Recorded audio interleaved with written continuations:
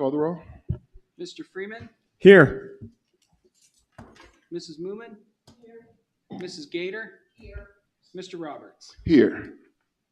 Next item on the agenda, please stand for our Pledge of Allegiance.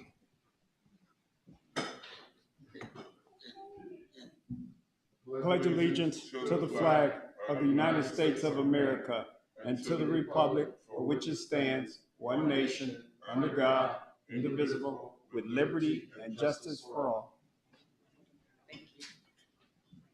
Thank you all very much. Next item is the approval of the agenda. Before I move to the approval, do we have any additions to tonight's agenda? No, sir, no additions to tonight's agenda.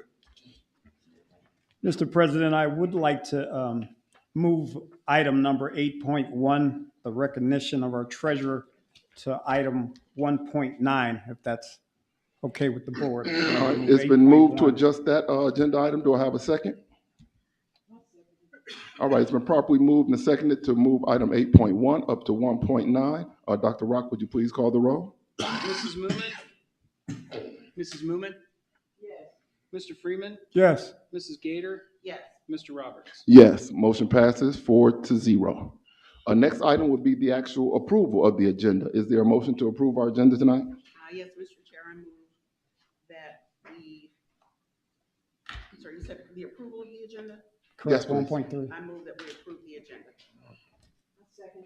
All right, it's been properly moved and seconded. Dr. Rock, would you please call the roll? Mr. Freeman, Yes. Mrs. Moomin, Yes. Mrs. Gator, Yes. Mr. Roberts. Yes. Motion passes 4-0. Next topic on our agenda is the approval of the minutes. Do I have a motion to approve our minutes? Mr. President, I'd like to move item 1.4, approval of the minutes for the following minutes. April 10th, 2024, work session meeting, and April 24th, 2024, regular meeting. All right, it's been properly moved. Do I have a second? Second. All right, it's been properly moved and seconded. Dr. Rock, would you please call the roll? Mrs. Moomin, Yes. Mr. Freeman, Yes. Mrs. Gator, Yes. Mr. Roberts. Yes. A motion to approve the agenda passes 4-0. The next item on our agenda is 1.5, public participation. Mr. Jolly, Dr. Rock, did we receive any? No, we have not received any public participation. All right, moving right along. The next item on our agenda would be item 1.6, board report. Myself, Mr. Freeman, and Ms. Gator all attended the Board Leadership Institute conference a couple weeks ago, and are we prepared to report on the conference here tonight? I can give All right. I can give a report. Ms. Gator, would you like to kick us off? I sure will. So I'm going to start off by saying I really, really enjoyed BLI. I like the fact that it's smaller, that everything is right there, and the content that they gave us, at least this time, was relevant, and it was trendy, and I don't know, it was just really informative. So you're probably going to hear me do this the next time I go to a conference as well. AI writing generators. They had another session on AI writing generators. There's just so much that's going on right now. I really wanted to get a better understanding of how we can utilize AI in the educational world. I mean, I get that there's concerns with students, using it incorrectly for homework, but there's also some positive things to it. So, they talked about the different types of AI, ChatGPT, Claude, Google Chrome. These are things, a lot of them, I didn't even know what they were. Honestly, I didn't even realize that I knew what artificial intelligence was, but when I thought about it, it's the facial recognition with your phones, Alexa. So it made me do a little bit more research. But in terms of how the presenters, what they shared is that they have special education teachers are leveraging AI to enhance the productivity and support their students through the use of AI. And what they're doing is they're using it for personalized lesson plans, creating individual assessments, and progress monitoring tools. I thought from a board perspective, it would be kind of neat for us to use it say to do the superintendent and treasurer's evaluations to help us to establish board goals based on the strategic plan. So I think that there's some definite benefits to it, but I'll be real honest, I don't really understand it. Legislatively, I know that there is a federal mandate coming down that's basically stating school districts are going to have to come up with an AI toolkit to help us prepare for it. The state of Ohio already has one. There's a website for it. I believe it's called innovateohio.gov. So anyhow, I'm going to keep looking at the information from AI primarily because it's coming. I keep thinking about the students that are going off to college. I read where there's like 30% of the students that are using AI at the college level. But the same data showed that from a K through 12 perspective, it's much, much lower. So are we preparing our students to really compete in this technological advancement that we're seeing? So anyhow, it was pretty interesting. I guess we'll find out some more information in terms of the toolkit when it comes out. The other one that I went to, I'm only going to talk about two, but the other one, I believe Earl was in this one as well. There was a treasurer from Benton, Carroll, Salem, who went over the different budget buckets and the funds that we use. Very, very similar to what Dr. Rock gave us when we did when he did the presentation for us last year. But it was just interesting the way that he presented it. He talked about things like, from a treasurer's perspective, the importance of communication from within the treasurer's office. You know, he shared that teachers are there to teach, which we all know, but they're not there to fill out POs or to know all about that stuff. So what he impresses upon his staff is the need to educate staff on the things that they do. His final take was, you know, without the teachers, we wouldn't be here, and that's 100% true. The other area that I was really impressed with is he does something called the staffing scorecard. Do you remember that portion? Mm-hmm. So I thought that was interesting. What they do is the data is shared with the board that shows the losses and gains from the staffing changes for that year. And then it just leads to better discussions about how it impacts the overall budget and the bottom line. They talked about, well, I asked about blanket orders. He stated they're trying to get away from them. He said it's too easy to pick up the phone and, you know, just place an order, especially with big ticket items when they really need to be looking at that a little bit more strategically.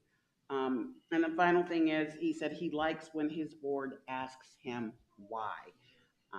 And I think that that's what we do, you know, and because the realization is the more questions that we ask when we're asking within our role as school board members, I think it makes them stronger. It makes them think outside the box a little bit. And I'm saying them as in Rock and Jolly, because we always want to be asking why or what, you know. So those were the two of the courses that I took. And I will definitely be back next year. Right. Thank you very much, Ms. Gator. Yep. Mr. Freeman? Thank you, Mr. President. This Board Leadership Institute this year was very good. I've had the opportunity to go to 8 of these out of 9, and I presented at 4 of them. So this year I had a chance to present, but the ones that captured me and the ones that was good as far as sessions and presentations was the first one was East Palestine. As we know, they had the chemical run through their city, and it affected their schools. So the superintendent, the actual police officer that was there at 2 a.m. when it happened, they came and they presented. And they're still dealing with it in East Palestine now. But is any of the Ohio school districts ready for a catastrophe? I know Superintendent Jolly works with the 3 municipalities. But say if a train come here or if one of these buildings blow up, are we prepared? Can we move our children to another building?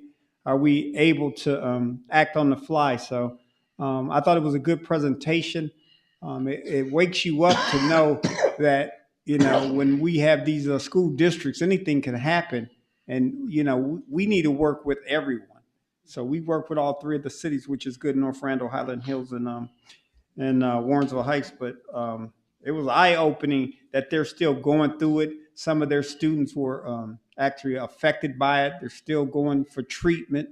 So an incident like that in East Palestine and Ohio could affect those kids. And it's a small district. They have less than 1,000, but it's affecting those kids, so they didn't have, it was almost like COVID. They had to move them. They had to go online like we did. So it was eye-opening that East Palestine went through that. The second one was very well attended. It was a small district out of Cincinnati, Ohio. And what they're doing, they're using the community services to not suspend their scholars or their students. So what they do, they work with these 3 different agencies, and the agencies does like you did, Ms. Muman, they do house visits. So they have a team of it's 15 of them, and they go to different houses for some of the scholars that, may having a trouble in the schools and, behavioral problems, and they work with the school system, and they go into the houses and work with the family or whoever the parental guardian is.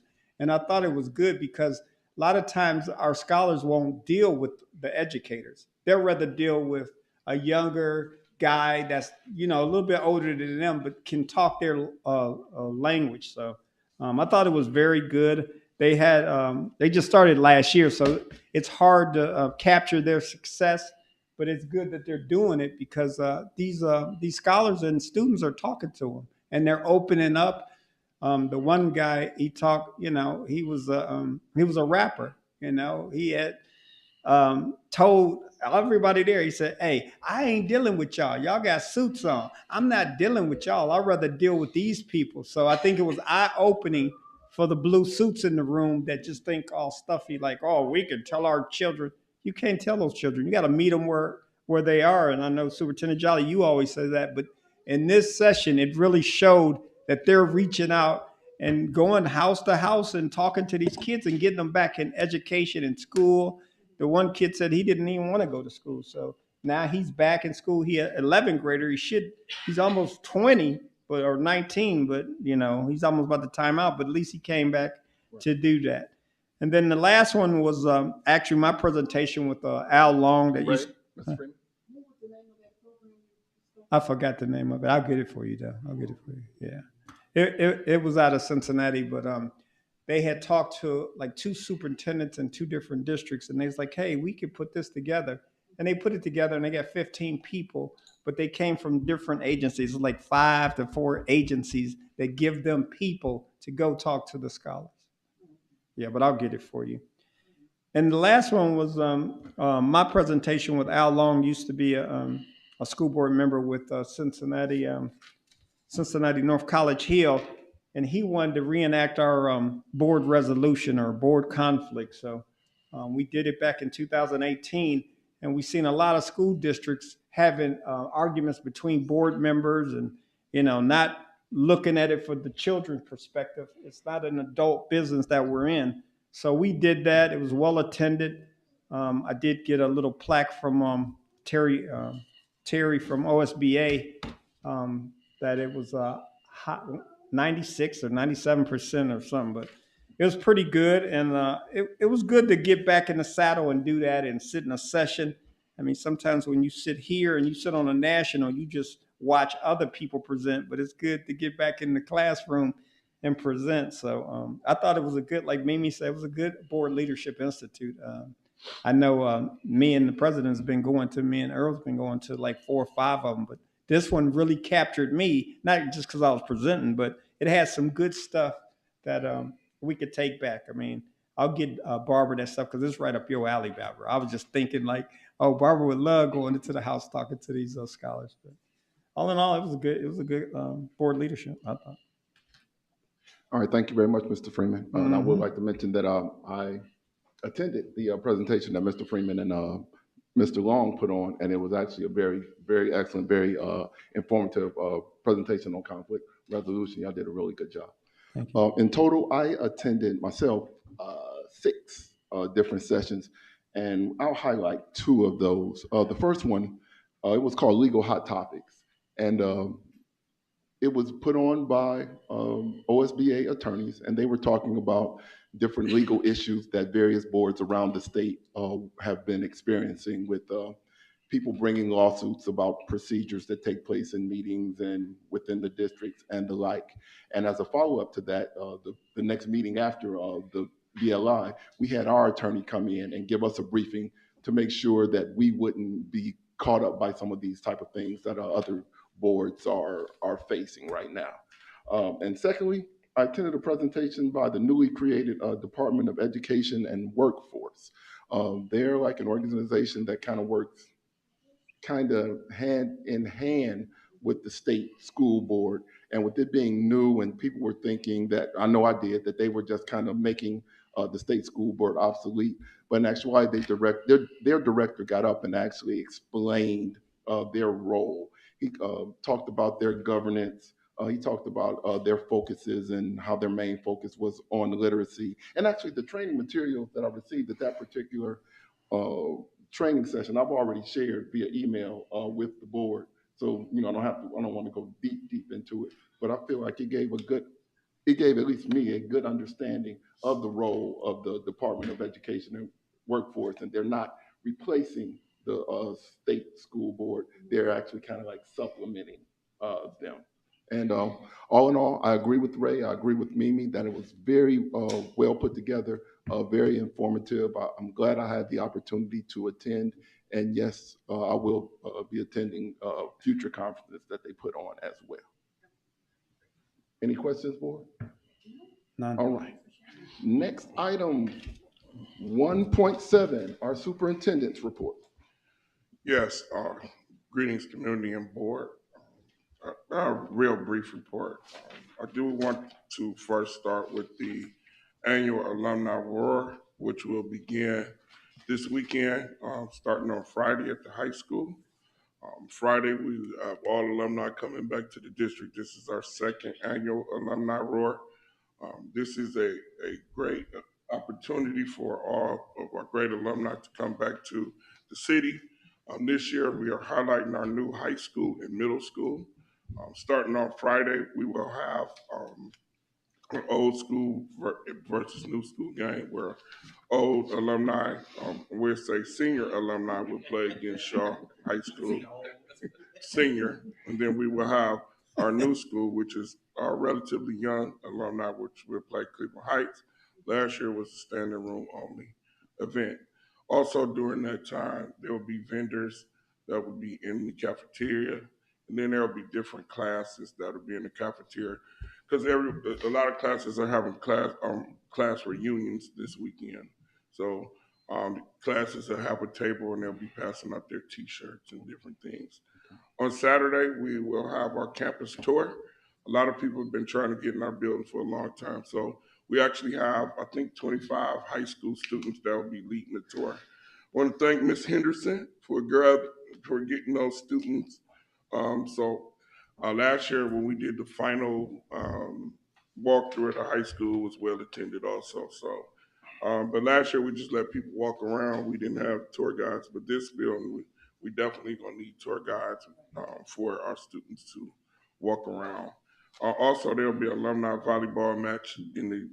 We'll have two volleyball nets up in the gym, and the alumni. They told me over 40 people have registered for the alumni volleyball game. That night there'll be a open mic night. We will have EJ and the Animals will be performing that night, and then there'll be open night for poetry, rappers, almost like what's the movie? Poetic Justice, I believe, was the movie. That is the Love Jones. Love Jones. Love Jones and all that. Yeah. So for people who like that type of things, that those would be available. And then on Sunday would be the all-class reunion at the high school. Set up in the parking lot. Set up was started about 8 a.m. Last year we did it at the elementary school. This year at the high school, we hope to have more space. EJ and the Animals will be performing from 1 to 3. EJ and the Animals. Yeah, EJ graduated from Warrensville, I believe, 2007. So he got a band, alumni band. So they'll be performing DJ Low Key is a Warrensville DJ, graduated 1994. Yeah. He'll be the DJ for today. I believe Anthony Brown will be the MC. Um, Last year, the mayor, all the mayors came. It was a great event. We anticipate that we will have a great crowd. I think over 41 classes have signed up already, 48 classes. All going all the way back to 1976, I believe. 75 is the only, that's Tony Sims' class. Yep, Okay. so going back to 1975 all the way to 2023. So last year was a great event. Almost every class was represented. I think this year it might be one class I didn't see was 92. Was the only class that didn't put a table, but all the other classes were signed up. All right. And then Monday is the annual Memorial Day Parade. Our high school basketball teams, all our high school teams, middle school teams will be participating. Miss Way, I want to say a special thank you to Miss Way. She's actually doing the float. So there's a float. They're working on it in the behind the school in our new storage facility. I believe our basketball team, both basketball teams that went to the regionals, going to be riding on the float. And then the alumni will be walking in the parade. So the alumni will be walking in the parade. And then I also had the honor of serving as the Grand Marshal. So Mayor Sellers has asked me to speak at the parade also. So that'll be on May 27th. Are there any questions at all before I go to the next item? Congratulations on being a Grand Marshal. David, did I miss anything? I got everything? Okay. Any other? So our band would be in the parade. Normally, historically, we walk behind the band. So if we can have, we can walk behind the band. Then the next thing I just want to discuss is that John Dewey, as everyone knows, has been torn down since our last meeting. They will be seeding it and making it into a grass field. We will put some barriers up at John Dewey to prevent people from parking on the grass, because what it's going to turn into is a parking lot. If we don't put barriers up there, and the grass will never grow. So we're going to put some barriers up at John Dewey. We'll have football that'll be starting, youth football that'll be starting. So I don't know where people are going to park, but we'll see what the challenge is coming up with that. But they can't park on the grass, because the grass will not be, the grass, it'll never grow. Also, Eastwood and Westwood, again, we are in the process of Westwood is already in the process of going to the city in a swap for the Northfield property. And then Eastwood, we're trying to complete that one. I'll be coming back to the board relatively soon about that. Last thing I just want to talk about is I just want to thank the board for the progress of this school district. I believe like 9 years ago, 2015, we were having our meetings in the high school. We were not televising our meetings. And there was a lot of uncertainty in 2015, a lot of uncertainty.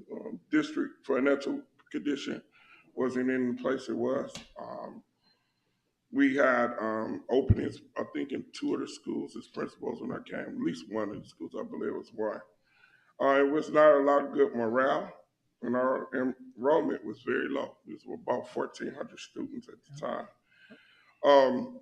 In these 9 years, this board, in the supportive teachers that we have in our district, and the team has worked very hard to really instill what a tiger is. And I think sometimes people don't understand. We got some new teachers here. I just wanted to just share what a Warrensville tiger is.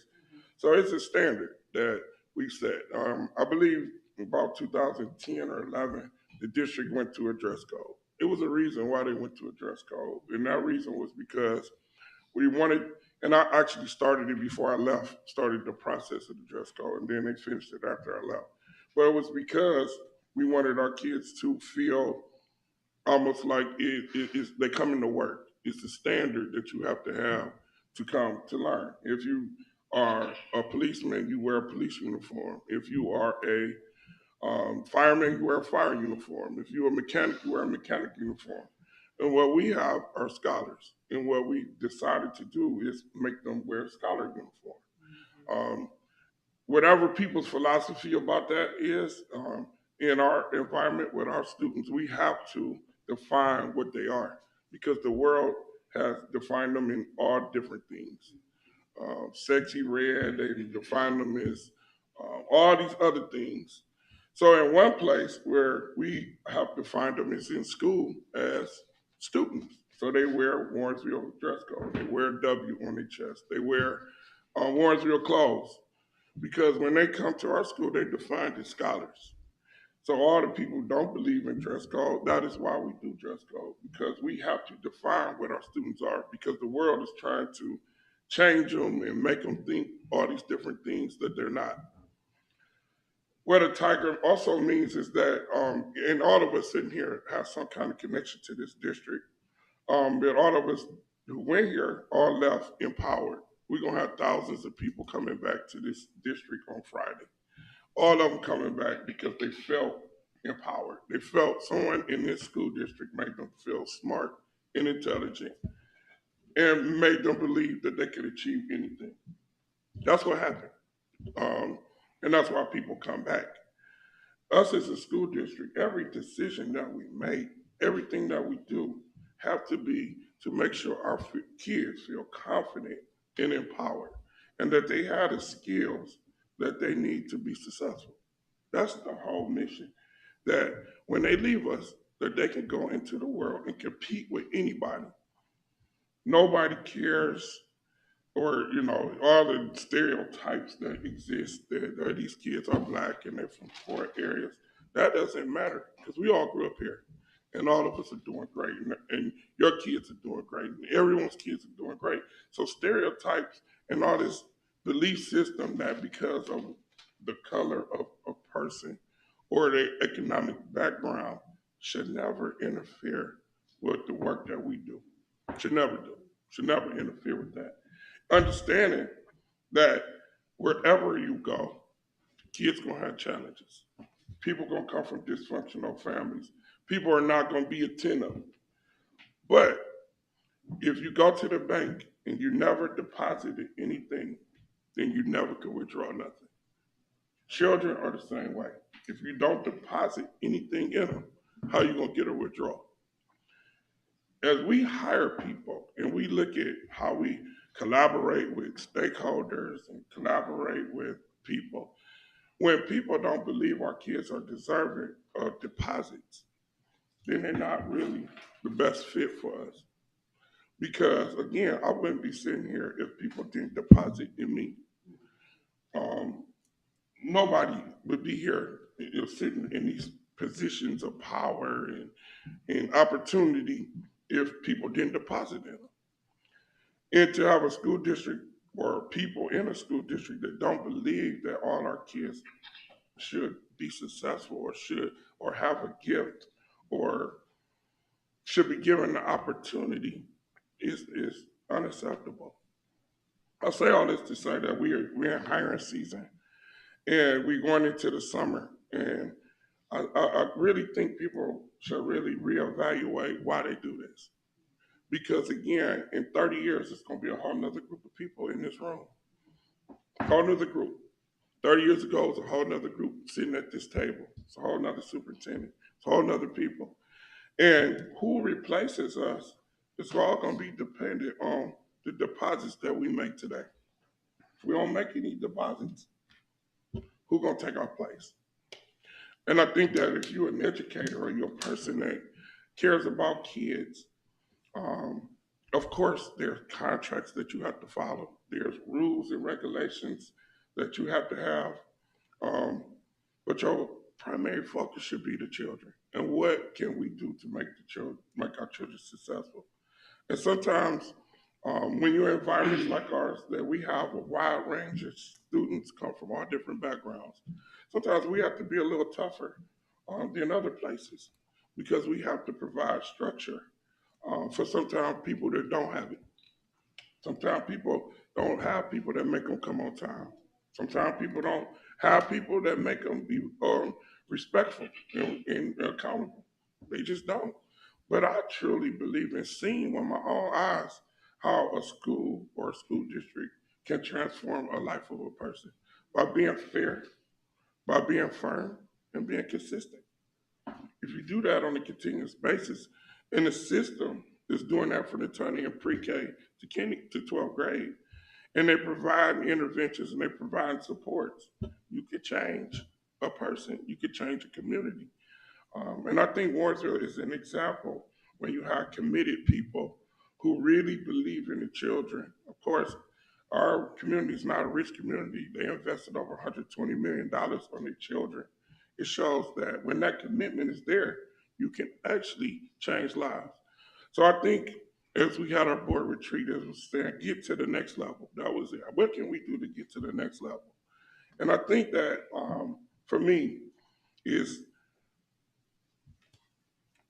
ensuring that our system has people in place and that we collaboratively work together to ensure that every student has an opportunity to reach their potential, that nobody is viewed in a way that's negative because of factors that's out of their control, and that we continue to produce great people so that when we have an alumni war in 30 years, and in prayer that it continue, and that when we have a board election in 30 years and we have a superintendent search, that it could be a person from this community that could be there. But unless we deposit, and I'm talking about as a total school district, deposit in our students and make decisions that's in the best interest of students, not adults, um, that reality might not happen. And I pray that we are able to do it. So I say that all this to just say that we got these new teachers. You come into a place that really cares about students, that really believes in the students. Three of our board members are alumni, two are parents of students, lifelong residents. You have mayors and council people who all are 100% vested. Um, and as you come here, just make sure you make deposits every day. And those withdrawals will result in engineers, doctors, lawyers, business owners, and all that. We're places where they don't deposit in people and children. That's where you have all the crime and the murders and all those things. Because people without hearts, and you get a heart by somebody depositing love in you. And we got enough people to do it, are successful in this community, and you can talk to the mayor, the police chief. We've made more deposits than withdrawals. You know, the community is a safer place. Our kids are more engaged. Thank people like Ms. Clark and Mr. Eatman who come with all these great ideas to send kids to Spain and to do bowling clubs and do culinary clubs. I mean, without people like that, this don't happen. People who care, people who are dedicated, people here on a Wednesday night at 7 o'clock and not getting paid. Um, that's this is our district, and I pray that our district and our teachers and all the people are able to shut the small minority down who don't believe, who want to create chaos and want people to view our kids in a negative way. I just pray that the great ones, the ones that sitting here, and it's a large group of other ones, are able to negate that because this is hard work. It's necessary work. It's important work. And for us, this community, which is all invested in us, is counting on us to produce the leaders of tomorrow. And so I end on that because it's real important to me that we do this the right way and that this work and philosophy lives beyond me. When I'm gone, I'll pray that the people come behind me share the same philosophy, that they care about the kids, they care about the parents, they care about the seniors, and they do the right thing by our children. I saw our district in the past. I've been here, um, and I believe it's in the best state it's been in a very long time, regardless of what anybody who negative say. Financially, we're in a great place. Academically, we still got a long way to go. But I believe we got the right people in the right places. So I thank you. And this 9 years has been, the work has been unparalleled. To see every monument that was here is gone, and the new ones are here, and the new opportunities and the new mindsets go with it. So I thank you for listening, and I just pray that everyone hears what I'm saying, because this is the work. Thank you. Thank you, Mr. Jolly. Thank you, Mr. Johnson. On behalf of this entire board, Mr. Jolly, I would like to thank you for your passion and dedication to this district. All right. And, at this point, I would like to go to item 1.8, Dr. Rock with the treasurer's report. Yes. Okay. So tonight we have the 5-year forecast is on the agenda. The 5-year forecast is required by Ohio Revised Code to be reported in May and November. It's filed with the Ohio Department of Education, also known as the Department of Employment Workforce. And it's also the key exercise to project the district's financial horizon. The key line, some key lines of the forecast. The first key line is you start from the bottom and work your way up. The last line is 15.010. This is the unreserved fund balance. It depicts the end of the year balance. If this balance is positive, that means that that amount is carried forward. So it indicates if the district's funded. If the amount is negative, that means that budget reductions or increases in revenue streams would have to be or are needed to do those unfunded years.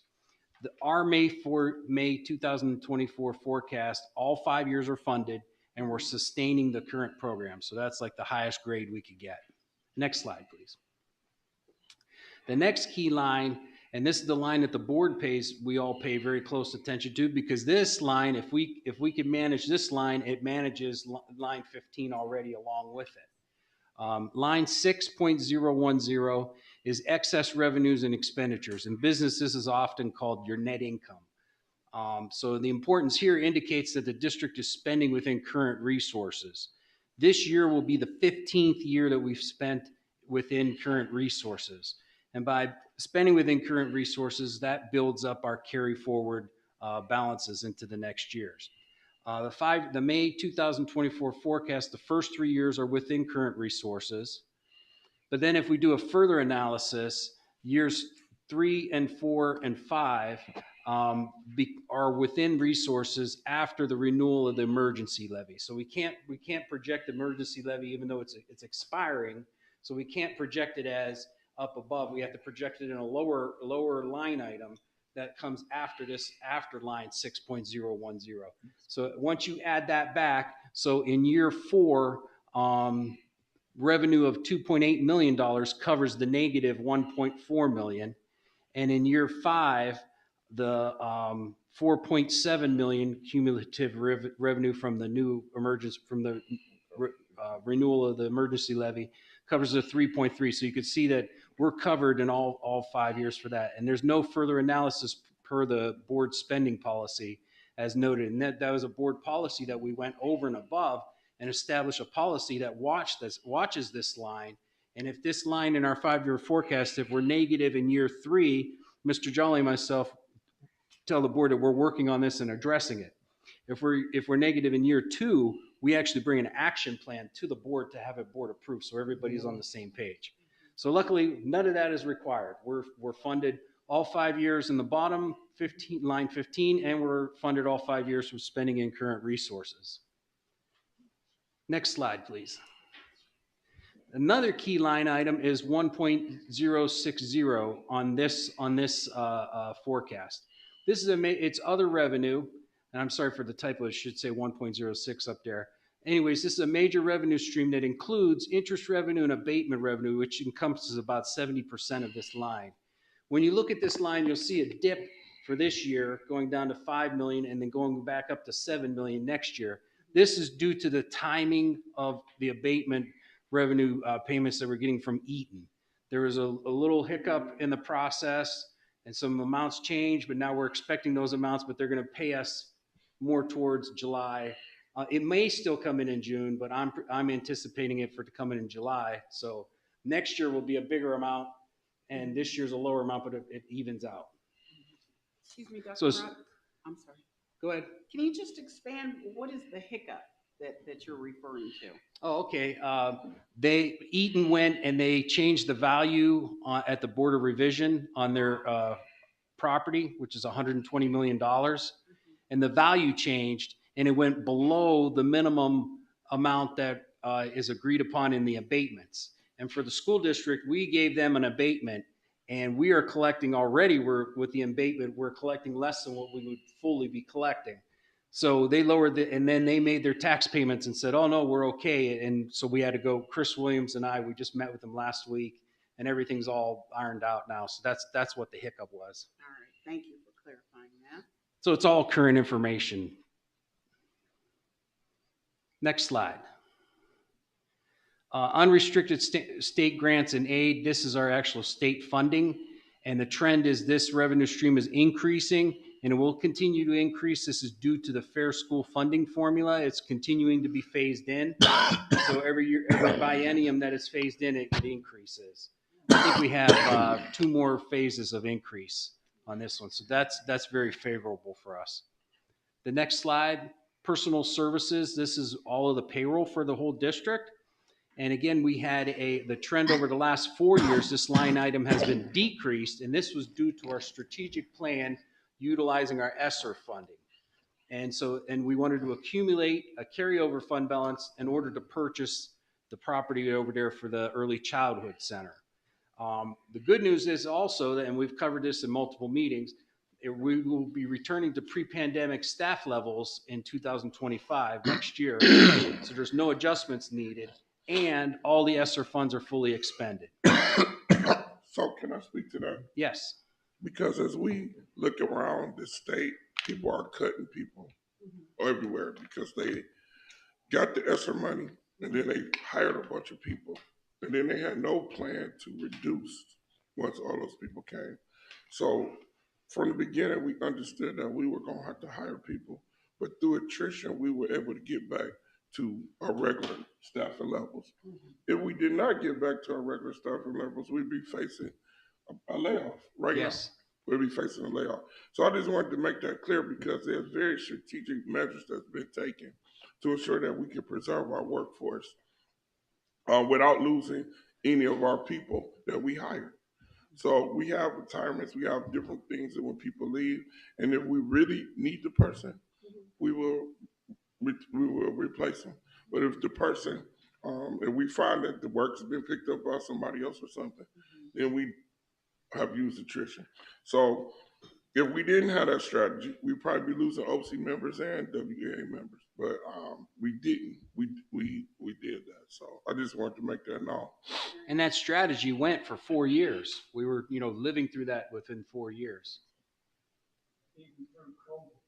Even through COVID, we didn't have to lay off, so that was good. Yep. And that's something that we could have did was lay off during COVID, but we didn't. Again, trying to preserve our workforce in good faith the whole time. So I think us as a board and as a administration team has worked in good faith with trying to preserve our workforce since we've been here. And again, we thank the board for that because it's a constant strategy, a constant planning, constantly with Mr. Jolly, myself, and with Kenya Hunt and her office, constantly taking a pulse of where we're at, what we need, who's leaving, and how if or not we're replacing them. And just like Mr. Jolly said, the first round of ESSER money we used to preserve positions. And then I think maybe one of the other items in this too was the consolidation of the buildings had a little bit to do with it, but it was more managing staying on top of it and managing the attrition and the needs of the district. Does that sum it up, Mr. Jolly? Yes, sir. Okay, and the next line item, we got to go back one. Thank you. Purchase services and supplies and materials. Both of these line items are increasing last year and into the next 2 years. And this is due to the pandemic and the post-pandemic, what I'm calling the economic environment, which is inflation and shortage of service providers. You know, you're seeing that across the board at all businesses. Some businesses are closing, some are going on bankruptcy because they say they just can't hire anybody. And this is from purchase services. So this is like where we're getting a service from someone else. So those purchase services prices have increased due to inflation and shortage of staffing on their end. And then also just inflation itself and supply and demand has increased the cost of supplies and materials. On top of that, we also have new facilities to where when we get into new facilities, we need new supplies and new materials. And sometimes there's things that we never needed it before, but we need them now because we're in a new building. And that also goes for the purchase services. So all of that is in action for these two line items. So we've seen it crept up, and it's projected to be up another year, and then it's eventually going to taper off. And as we eventually get historical trends that are established, and if inflation returns to pre-pandemic, or if the new inflation becomes the norm. And I think it's going to be more of a return to the pre-pandemic levels. Next slide. So the 5 takeaways of the 5-year forecast: all 5 years are funded. The strategic use of ESSER funds is fully in motion, and we can see the results of that. Spending within current resources all 5 years after further analysis. This is our 15th year of spending within current resources. Post-pandemic environment is impacting the forecast as noted for supplies and purchases. We'll keep our pulse on that. And the staffing levels have returned to pre-pandemic levels with no adjustments needed for the forecast or program. And again, that's where Mr. Jolly was saying, you know, you look at other districts, they're having layoffs already. They're making announcements now for next year. And that's because they're ESSER spending. The next item is the renewal emergency levy. This is on the agenda tonight. This is the first step to submit certification for the county fiscal officer, and it's the first resolution. And then we would bring that certification back, and then there would be a second resolution in June. And again, the renewal of the emergency levy is no increase to taxpayers, no increase at all. It's just it's the same levy, and it's just renewed at the same amount of collection. Next slide. And then this gets me to the Ohio Association of School Business Officials. They were going to stop out tonight, but they had to cancel. They were going to present me the Northeast Ohio Treasurer of Distinction Award. So Mr. Roberts is going to take Next slide, please, David. All right, we were scheduled to have a representative from the Ohio Association of School Business Officials come to this meeting this evening to present an award to our own Dr. Rock. Dr. Rock was nominated by Rob Showalter, who's the treasurer CFO at Fairview Park City Schools. And Mr. Showalter noted that Dr. Rock is a standout among his peers, always available to lend his expertise, a member of the First Ring Treasurers Group, and co-author of the Ohio School Finance Blue Book. As I often like to point out when we're at different conferences, our treasurer wrote the book on Ohio School Finance, and we let them know about that. So at this particular time, I would like to present Dr. Rock with the OSBO Northeast Ohio Treasurer of Distinction Award for 2024.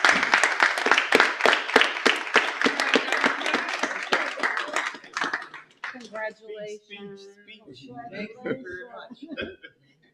Great Speech. job, Dr. Rock. Excellent job, Dr. Rock. It's really easy to say thank you to you, because all of this boils down to two simple things, and it's two families. Having a family at home that supports me, you know, being away, working hard, and with a busy schedule, but also my work family. And I'm so grateful that you've adopted me. The whole school community has adopted me. And the one other thing that I did right that I called the trifecta of a successful treasurer is an effective treasurer's office team that works, you know, staff in the treasurer's office, a great superintendent to work with, Thank you. and the last one is a great board. If I have that, if a treasurer has that trifecta, they'll be a successful treasurer. All right. So thank you very much. No, thank Great you, Dr. job, Rock. Dr. Rock. Thank you, Dr. Rock. David, take me 2 slides up, please. Okay, and right here at their annual conference earlier this spring, Dr. Rock was presented this award in front of the entire conference. So once again, congratulations, Dr. Rock. Who was the gentleman you with? That's the president of OASBO. Okay. I forget Very what's. nice. what- Some Whole other team dude is who's winning. not as good The as whole Dr. team. Right. All right. Thank you. So thank you very much for your report, Dr. Rock, and once again, congratulations on your award.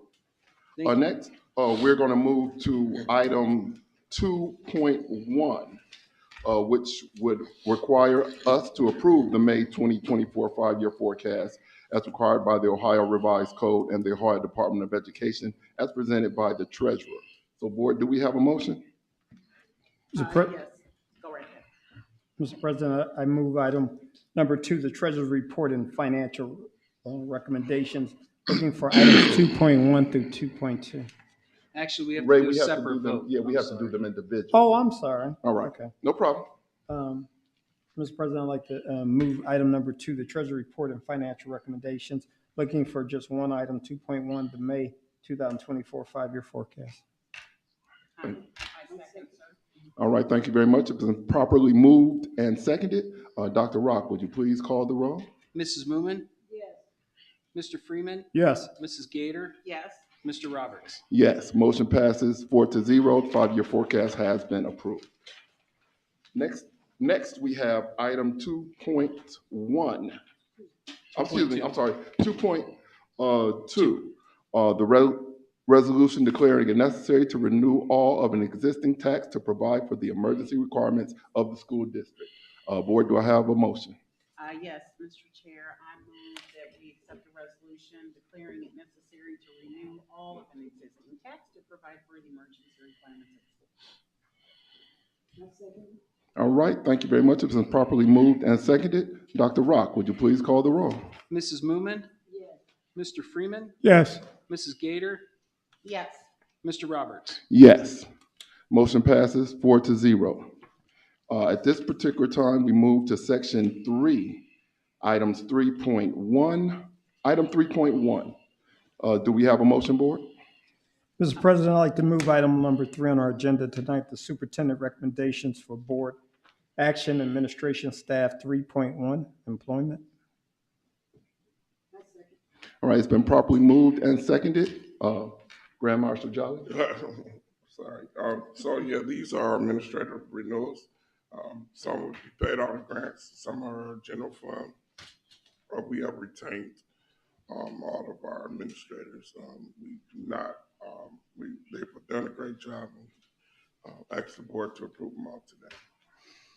Superintendent Jolly, I have a question. Ms. Hunt, is these the steps that they will be going into?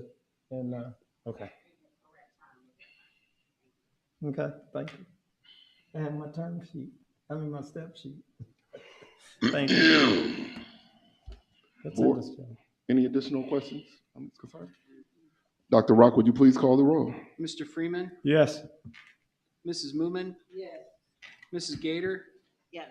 Mr. Roberts. Yes, motion passes 4-0. Brings us to section number 4, superintendent's recommendations for board action certificated staff. Board, do we have a motion? Yes, Mr. Chair, I move that we accept item 4. Are we doing this as a consent agenda? Yes, ma'am. Okay, yes, I move that we accept item 4, superintendent's recommendations for board action certificated staff as a consent agenda. 4.1 through 4 point. Sorry, I'm really not. Sure. Oh, wow. 11. 4.11, Yes. 4.1 through 4.11. My apologies. Do we have a second? All right, thank you very much. Once again, Grand Marshal Jolly. Okay, so 4.1 is accepting resignations of teachers who resigned from the district. 4.2 is, 4.1 is the 4.1 and 4.2. 4.1 is the resignation of teachers. 4.2. Wait, hold on. They both the resignation of Yes. teachers. Well, The first one it said though, was they had to change the date, so that was a correction, It's an right? Amendment from from the work session. Correct. Yeah. Because we did put, I'm sorry, those recommendations here. 4.2 is accepting resignations of staff. 4.3 is the employment of new staff. We do have 2 of our new teachers here who would like to, if the board approves, to say a few words. Absolutely. 4.4 is the extended school year teachers. 4.5 is our Summer school. teachers for credit recovery and summer school. 4.6 is the employment of certificate staff. We have a new curriculum, as Roxanne and their team came through. With the new curriculum, this is some summer work for them to get a head start on the curriculum, and it'll be paid out of our CLSD grant. 4.7 is the issuing of, of continuing contracts. These people have earned a continuing contract as recommended by our principals.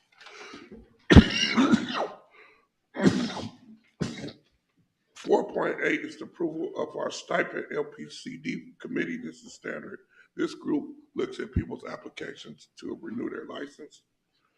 Miss Carmelita Taylor is retiring, so there'll probably be a new person on that committee next year. 4.9 is the supplemental contracts. Excuse me. And this is for all the schools. And this is for ending them for this year, correct? Yes. And then 4.10 is resident educators. That again is part of teacher licensure. And then as we hire and pay people, we have to now renew everybody. So this is a yearly thing. Yeah, we now renew all the coaching supplementals. And that concludes. Board, any questions for Ms. Curry or HR staff? I really don't have a question. I just want to acknowledge the fact that so many of our teachers are willing to give up their summer to come back and help our children. And I mean, if you think of it, I mean, that's a commitment. That tells me that you are committed to our young people. And I just want to say thank you from the bottom of my heart because they need it. It's just simple as that. You know, some kids can do a break. Some kids can't do a break because they forget so much. So, Mr. John, with these classes, how big are they? Summer school, Yes. I will have to get that back to you. I'm not aware of what the registration is at this time, but I'll get it from the team. Is summer school for all the children that want to go? So or it's- is it for just some of the So children? for high school, it is credit recovery. So it's anybody in high school that needs to go. And then there's a reading academy for elementary school. Okay. And is the math academy for that? There'll be math included too. Fantastic. May I, Mr. Chair, I'm sorry, I know. Yes, ma'am.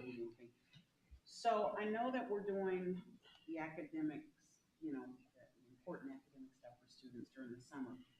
What are we gonna do, or when can we start having discussions about what we can do summer camp wise for students? Bring back summer camp so agree. that they're not just walking the streets doing, you know, who knows what. I think that's important. Yeah, so I know the YMCA is running the summer camp, Expensive. but it's expensive. They're running out the elementary school, but I agree, we still have sports camps and all those things. Yeah. But that's something that I will push for athletic director and rec director to bring to the table. Yeah, Okay. yeah, sports camps, Mhm. I've seen arts camps before, there's gotta be a variety of things that we can offer for all different ages, just to keep our students busy during the summer. I agree.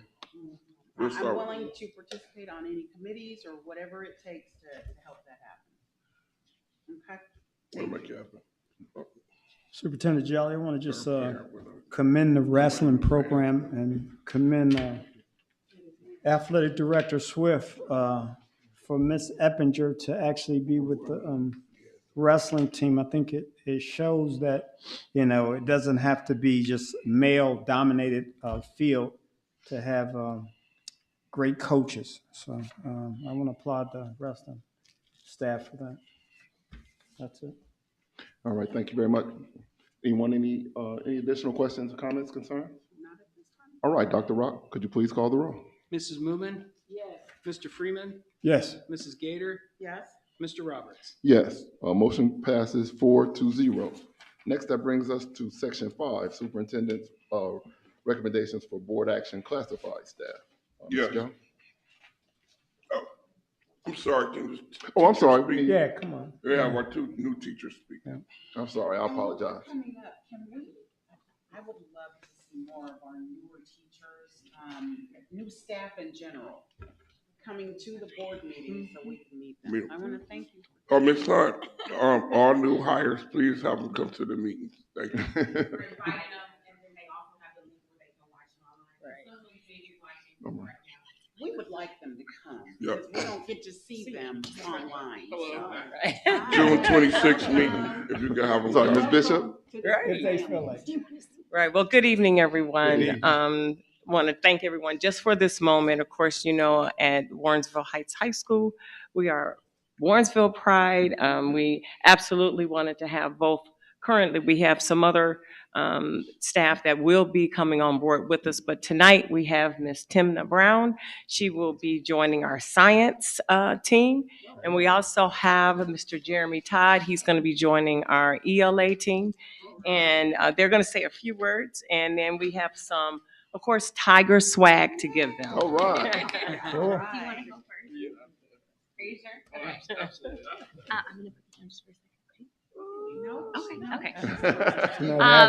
I wanted to say thank you so much to all of you. When I first interviewed, when I first saw this position, and I sent HR a message and heard back really quickly and with the enthusiasm and just the interview process and the touring and just the tiger pride that I saw and felt in the minute that I stepped into the high school for the STEAM fair. I was like just crazy obsessed. And I was like, I have to work here. And I made it really known that I really wanted to work here. I've worked in a lot of different districts in Ohio and in Washington State that this is the first place that I've really, truly, truly felt such an energy and such a excitement about teaching again. And just the kids are incredible. And obviously they're the things that keep us going and we care the most about. But everybody has just, I'm so excited to start working, and everybody has just been amazing. And I want to work, I want to put in the work, and I want our kids to be as successful as we all want them to be. And I thank you so, so much for putting that trust in me to help our kids get there. Thank Welcome you. Thank you. Thank you very much. She painted her nails blue and gold when she came for the interview. There you go. There you go. Hello, you guys hear me okay? Yes. Yes, sir. My name is Jeremy Todd. I've been teaching for 6 years, the last 3 of which I've been teaching in Warrensville at a charter school. When I came into interview, I think I actually emailed Principal Bishop directly and said, I've been teaching at Warrensville for 3 years. I'd like to do so for the rest of my life. Please interview me, please. And it's hard to explain because I don't entirely know the reason why, but as I've told Principal Bishop numerous times, that I've been accepted by the students, by the people, by the city of Warrensville like no other situation I've ever experienced in my life. And I don't exactly know why. I'm very humbled. Often I feel very undeserving, but it's very motivating. It gives me a lot of energy. It gives me a lot of joy and a lot of happiness, as does teaching English, working with stories, working with young people and helping them try to figure out who they are. And I feel a lot of different emotions as I've been doing this for 6 years. But I think just to summarize, I just feel very grateful that I finally found a home, and I really appreciate this opportunity. I'm going to work very hard for your community. Thank you. Welcome Thank you, aboard. Mr. Todd. Welcome. I do want to thank Mr. Eatman, who's actually here. He sits on our onboarding team. Ms. Hunt and John Tay came up with having an onboarding team at every school. And Mr. Eatman, of course, stepped right in at the high school. He did a lot of the scheduling. He made sure he took them on tours, and then we did the interview. And I will tell you, we put all of our students all of our possible teachers, we put them in front of our kids. So they had to teach a lesson. Everyone has to come. They have to teach a lesson to the kids. And then when they walk out, we actually poll the students. We ask them, so tell us, what do you think on a scale of 1 to 5? Would you want them here? How engaging were they? And both Timna and Jeremy, they were rated 5 by every single student there. They were just excited because they were excited. So we're happy. Superintendent charged us, we have to hire A+ teachers. And so that is that's the charge that we're doing. So these are just 2. You'll see some more when they come, and we'll be back. All right. Thank you. Good job. Welcome aboard. Thank you all. All right, at this point, we will move to section number 5, Superintendent's recommendations for board action, classified staff. Board, do we have a motion? Yes, Mr. Chair, I move that we accept item number 5, superintendent's recommendation and for board actions, classified staff 5.1 through, drum roll please, 5.7. I think there's 8, Mrs. Gator. I see 5.8. that. I see that, my bad, 5.8. All right. I All right, it's been properly moved and seconded. Mr. Jolly? Yes, 5.1 is the employment of classified staff. For next year, these are replacements for our retiring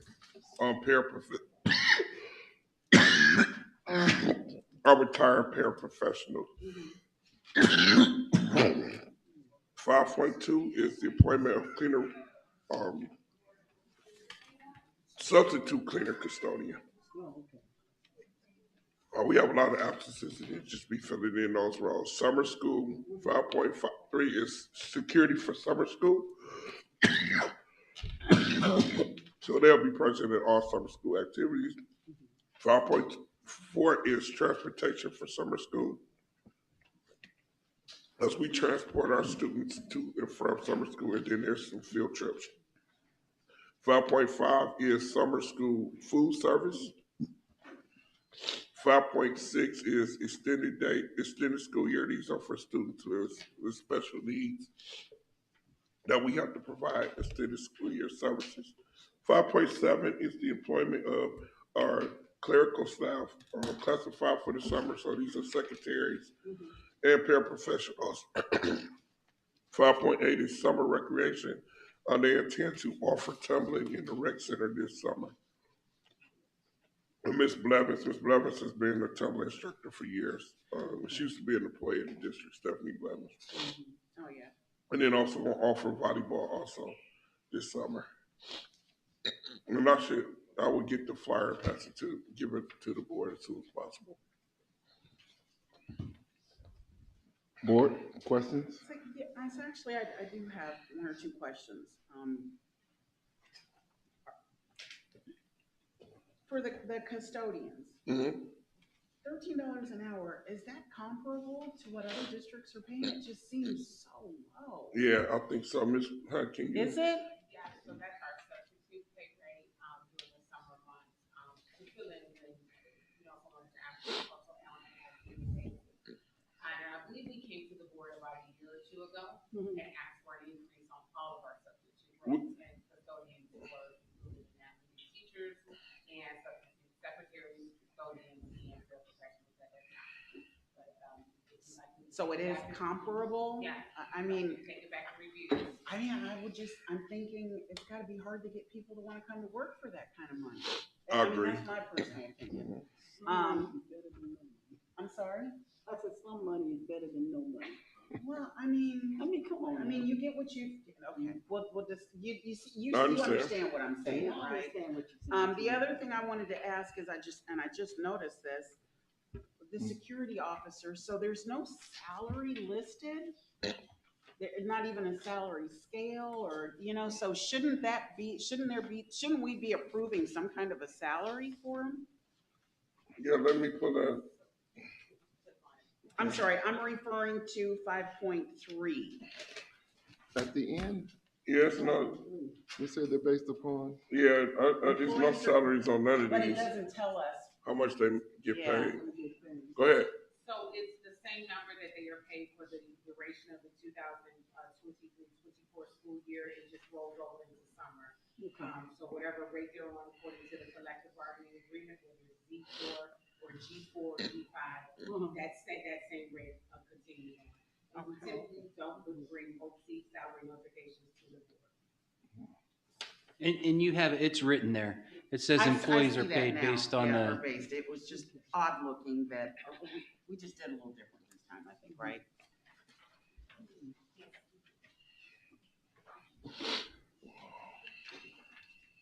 any additional board? No. All right. All right, Dr. Rock, would you please call the roll? Mr. Freeman, Yes. Mrs. Moomin, Yes. Mrs. Gator, Yes. Mr. Roberts. Yes, this motion passes 4-0. Next, we'll move to section 6, superintendent's recommendations and presentations for personnel and programs. Board, do we have a motion? Mr. President, I move item number 6, the superintendent's consent recommendation and presentation in personnel and programs, looking for items 6.1 through 6.10, A little bit further, I think, Ray. or 6.11. 6.13. Oh, 6.13, I'm sorry. David, you gotta move it up, I couldn't see it, brother. All right, so give us the whole motion at one time, please, Mr. Freeman. Mr. President, I'd like to move item number 6, the superintendent consent recommendation and presentation of personnel and programs, looking for items 6.1 through 6.13. Thank you. Do we have a second? I second. All right, it's been properly moved and seconded. Mr. Jolly? Yes, 6.1 and 6.2 is a suspension appeal that we affirmed. 6.3 is last reading of that policy that we did, 42.1. 6.4 is job description. As I shared with the board, we recently got approval for the ROTC, JROTC. So these are the job descriptions for us to hire instructors. We couldn't post it until the board approved that. 6.5 is the approval of the ROTC program, which we never had before. So we are thankful for that. 6.6 is our EMIS NeoNet contract. NeoNet is our provider for our A-site and all of our internet and financial activities. 6.7 is the end of the year field trip for our middle schools. For our fifth graders, they're going to Dearborn, Michigan, to the Henry Ford Museum. Again, I appreciate the board supporting our kids getting these exposure trips. It is a blessing to be able to send students out of state. Most of the time, people charge the students like $50 to $75 to go on these trips, and for us to do it for free is a blessing. 6.8 is our iReady. iReady is what we use to do diagnostics and monitoring of students. This is our licensing contract. This is what we've been using for reading instruction. 6.9 is why Mrs. Taylor Clark and Mr. Eman is here. They want the board to approve their proposal to take students to Northern Italy. They have an extensive fundraising campaign of using STEM funding, CTE funding, corporate stakeholders. So they have a lot of work to do to raise $122,000. We'll have them come up and speak to that. Of course, this has never been done in our district. I know that Shaker and other places, y'all gotta wait till they vote first. Shaker and other places have to take kids out of the country all the time. I love it. Yeah, we haven't Now, to my knowledge, in recent years, took any students out of the country. I don't think we have. Yes, I'm not aware of that. So, that takes getting passports. That's going to take getting some shots, more than likely. Yep. No shots in Italy. No, I said I gotta wear. Oh, yeah. So, because I just know Cleveland just took some kids to Greece or something. They had to get passport shots, had to pay for all those things. So I know Ms. Peter Clark and her very great planning will have that. And 6.10 is sorry, who my voice? It's an MOU for a new toolkit to teach, help us for math instruction. Again, when I come with the scores in June, you'll see that we're struggling in math. We're struggling in math, especially sixth grade math. 6.11 is the culinary competition for our students to go to Seattle. As you know, the culinary students won competition. They'll be going to Seattle. It's being paid from CTE funds. And then 6.12 is the elite programs. So these are for special needs students that often get assigned there. And then sometimes we assign them when our district might not have the resources or support to help these students. And that's the same with Kids Link 6.13. Are there any questions? Not, no. Mr. Jones, for the JROTC program, how many students you anticipate? So I believe we're going to want about 20 people, 25 people. From our partners? No, just from Warrensville at this point. So we're going to start with ninth graders. If we get more, we can take more, 20. Yeah, because it's supposed to be 2 teachers, I think. So we're going to start with ninth graders. And at this time, we're going to house it in the rec center. Let them use the rec gym. That's the question I had. Class. Okay. That's the plan so far, start with ninth graders and grow the program from ninth grade.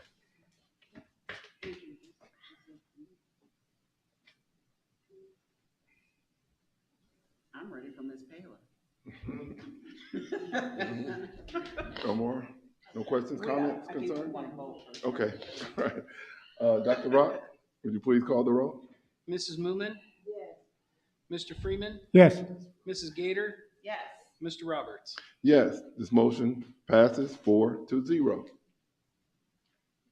Oh, Ms. Pamela Clark, would you guys like to come up? Let's hear about it. Okay, I'm ready this time. I have I got copies. it. And wait, I have a passport. All right, right. You gotta take us with you. All right, good evening, board. Good evening. Thanks, bro. Good evening. Before you once Thanks, Joe. again for a new idea. So a few weeks ago, I had the opportunity to attend a Zoom meeting with EF Tours, Educational Tours, a very reputable program that is used throughout different school districts as far as Cleveland, Shaker. They use this particular company. And one of the items that stood out to me from the rep Cameron that presented that night was they offer STEM tours. They had a couple STEM tours to different countries, but the one that stood out to me was the one that they offer for Northern Italy. They offer Southern and Northern, but I like the Northern one a little bit better. I'm going to tell you why. Of STEM tours to offer exposure to students to get a full culinary experience with the Italian culture, because a lot of their cooking procedures, ingredients that they use are all fresh. So on this 12-day tour, which my proposal is spring break of 2026. So nothing right away, because I had to allow myself one for fundraising, working with our corporate stakeholders for letter donations and everything, and to get a cohort of students to, what I want to say, Commit, right. right, on this trip. So the Northern Italy tour, it will allow them to learn about chocolatier from Italy, pizzas, the making of the fresh pastas, making of gelatos, and so forth. So if you look at the EF tour, I On the did right side of on the the right folder. side. If you turn to like the third page, it goes over our daily mission to accomplish what we need to do for STEM and culinary in Italy. Questions? Come on. So what grade levels are you thinking? I mean, 2 years from now, so we Right, talking so 10th graders? We're 7th talking about graders? high schoolers. High school. And our program, we're here because we run Culinary Club Right. that eventually will gets the kids interested in the culinary program, CTE program with Chef Mazik. I've spoken with Chef Mazik. He's on board as far as helping us, with dinner fundraisers and so forth. We have a fundraiser plan. Right. And our other chef, our culinary chef, Chef Veronica as well. The reason why we went to the waiting until 2026 is because we want to make sure we give those middle schoolers who are currently enrolled in the program a chance to get to the high school. So then that way we have those students involved, and then those students who are now in culinary will be our 11th and 12th graders. So then that way they can kind of like help them out. Very nice. So our focus is the CTE and the STEM in culinary, and I know we have a consortium. And I did bring it to the attention of Katrina Myers and Dr. Carmen to where maybe we can make it a full consortium CTE culinary trip, which of course that will take more meetings and everything. But for beginners, I have to get it approved through our own Board of Education. So, And I would say this, if we do open up to the consortium, that opens up to all the alumni, all the businesses in those communities, all the restaurants in those communities who could support it. So you got like Cleveland Heights, all those restaurants. So I'll just say that, and of course I will walk with you the whole way to make sure we get this done. we're gonna need some help because I've Come been on. working with Ruth Ray to say, hey, I need a seat at the table with our STEM people, our culinary, and well, I know Chef Mazik, but our corporate sponsors. I need a seat at the table to present this to them, as an opportunity for our scholars as well. A friend of mine works in Cleveland. She's actually done this particular Italy trip 3 times with Cleveland students. So she is my partner, my friend, to walk me through to say, hey, this is what you do to help your scholars, because I understand presenting a $4,900 price to our parents, it won't work if, we have to come up with a way to fund and help and say this is possible for our clientele. Yeah, I think it's great, and they've got 2 years to, to get it all together, Right. to entice the students to do right so that they can go on this great trip. I'm excited. My overall cost to the family, if we do what we need to do and do it correctly, will be the cost of the passport. And even with passport, Correct. Yes. $125 or. yeah, even Yes. with passport information, I'll work with our local librarian so they can come in. We do it all in-house. And I have a plan, as we go along. But yeah, the cost of the of the family would just be that passport, because that's something they get to keep Forever. Mrs. Clark, I think this is great. I like the fact that we're gonna have our local kids exposed to the world. You know what I'm saying? I think about when I was a kid, Warrensville was the world.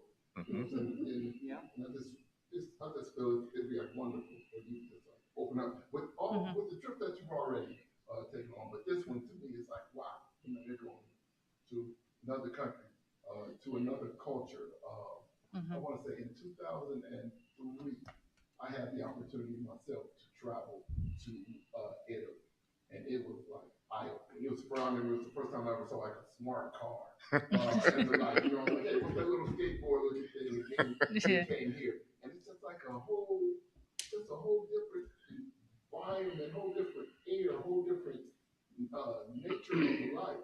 Also, there was a dish dish that I had when I was there that I need y'all to bring back. To go box. It's called fettuccine Fernando. And I'm calling it Alfredo's big brother. Because it was like it was kind of like the fettuccine that we get here, but it was just like more robust than the like, and I've never, been exposed to it again. So I think it's a great. You write it on here. I just really think it's a great thing that you're putting together for these scholars. It's just a hard one for you to bring this to us. Well, thank you. I'd like to take it, put like in the 26th, so you'll have time to raise the funds and do all the planning. And I couldn't be more happy to hear this. Ms. Paylor, Yeah. aside from the board approving it, please come back and let us know if there's anything additional that you Absolutely. might need, whether it is support with fundraising or what have you. I personally will invest whatever time you guys need to help you get the money raised or whatever the plan is. Thank you. So after this meeting, I think the next step will be to see if we're gonna open it to the consortium, and then we wouldn't have to have a meeting with our consortium leaders Okay. to explain. So this is about to happen. The consortium about to hire a new director. So Katrina is moving from her position. Yes, she And then hire a new director. So once the new director is hired, then we'll bring the new director to the table because they'll be responsible for the consortium, not Katrina. So I can share the information with the superintendents. One of the best ways to get it done is to share with the superintendents to get their buy-in. Because if we don't have their buy-in, it's not going to happen. And get out and you should just email it to me or whatnot. I'll send it to the superintendents. Oh, yeah, I emailed you my proposal to you. Is that what you're talking about sharing? What I need is I'll share with you what I need. I'll share with you. It might not need to be that intensive, just something. And then My proposal was we'll start in August to get everybody on board. So once the director hired. Okay. All right. Any other questions? So this will be my first international trip with students other than my two that I have, my kids. Your two kids. But I'm willing to do it because my daughter does it with her school, and when she comes back with her stories and everything, she has phenomenal experiences, but it does cost out of pocket for me. And this will be my 8th time overseas, and I taught in Africa for a summer. So this is me allowing my kids to have that same experience that I had. So. And I taught in Japan at the beginning part of my career, 26 years ago. Yeah, this year 26 for me. So, all right, thank you for allowing us to present and check out the itinerary. Mr. Jolly, this is the next level stuff. This This is some of the next level stuff that we were talking about, coming up with better experiences for our students. So I agree. We're on And our we way. thank you both for your dedication and commitment to our students. Yeah, we wore our Italy shirts because Thank we you. about business. Yeah. Thank you. Great job. Mrs. Clark and Mr. Eatman, just for whatever it's worth, my son just went on a trip, and when you get to the passport thing, add in a lot of lead time, because holy cow, I think he went, they took his picture in the summer, and we didn't get the passport until it was getting close to when he had to go on the trip. It felt like it was a 6 or 7 month turnaround. Yeah. Well, I know right now it's an 8-week turnaround, but of course we'll start as soon as we can get to that step and meet with our parents and get our librarian and to do the process with the students. And I've contacted Bank of America already to make sure we can have a rep whenever we have that date, just to talk about foreign currency. That's good. And they can open up a Bank Exchange of America rates. account to get their foreign monies from Bank of America. Good. I just wanted to add it. Boy, if they say 8-week turnaround, plan on double or something, because I feel like they're on their own schedule over there. And that's what our EF tour rep is for as well, to walk us through the entire program. And his name is Cameron. Anything you need from the treasurer's office, we're ready. All right. Thank you. Thank you so much, guys. I'm so super happy. All right. Okay. Have a good evening. Good job. Thank you. All right. All right, that brings us to item, I want to say 7, unfinished business. Any unfinished business, board? Okay, I saw you, I saw you, And I saw was it thinking spinning. Because, I know there's things, but no, Not- nothing, not- not at this time, no. All right, any new business? No, sir. All right, correspondence? We have one correspondent. All right, She's laughing. there was a Warrensville resident who was sitting in the back of the meeting. She had raised her hand at one point to speak. I was going to actually let her speak at this particular time, but she left. But she did leave. She did leave a note, and I would like to read it. It says, "To the Warrensville Heights School Board, have you have you reached a decision about the Eastwood School lot?" She then gave her name and contact information. P.S. Since all of the playground equipment has been um, removed, the youth have nowhere for recreation. They play ball in the streets and put up temporary baskets. And I think that this is a very legitimate concern, because I think about the fact that Eastwood, Westwood, John Dewey were, like myself, when I was growing up here, those are the places that we would go to play ball. We would play basketball, back behind the schools. We would play football in front of the yard. So now that those schools have left the neighborhoods and everything is centrally located, which is great, then we don't have those individual outlets in the neighborhoods right now. And I think this is something that we need to at least discuss. I agree. So, Mr. Jolly, are there plans in place? I mean, I don't need you to discuss them for that particular area yet? So there are development plans. We've been in discussions about Westwood property already. Mhm. There's an agreement on Westwood property. On Eastwood property, there's been discussions on Eastwood property. So from our perspective, those two properties, there have been discussions with the city. Westwood is already a done deal with the city, and Eastwood has been conversations. So we have not explored the future development of any of them. Now with John Dewey, the baseball fields are staying. The youth football will happen. I will consult with the mayor, share those concerns with him, and see how we can collaboratively come up with some type of solution. Yeah, because just like I mentioned with the summer camp, there's really not a whole lot Right, for right. students to do, and Especially young kids. Right. especially the young ones. Yeah. Right. So And- yeah, and- I think if there's a way that we can engage in some kind of conversation with the city or whomever, I agree with you. So I'll start that conversation tomorrow. Oh, okay. All right, thank you very much. Item number 10, we had, announcements about the final roar and the like earlier. Are there any additional announcements? No, sir. Anything else, Mr. Jones? No, sir. All right, at this particular time, do we have a motion to adjourn? Mr. Chair, I move that we adjourn this meeting. Do I have a second? All right, it's been properly moved and seconded. Dr. Rock, could you please call the roll? Mr. Freeman, Yes. Mrs. Moomin, Yes. Mrs. Gator, Yes. Mr. Roberts. Yes, motion passes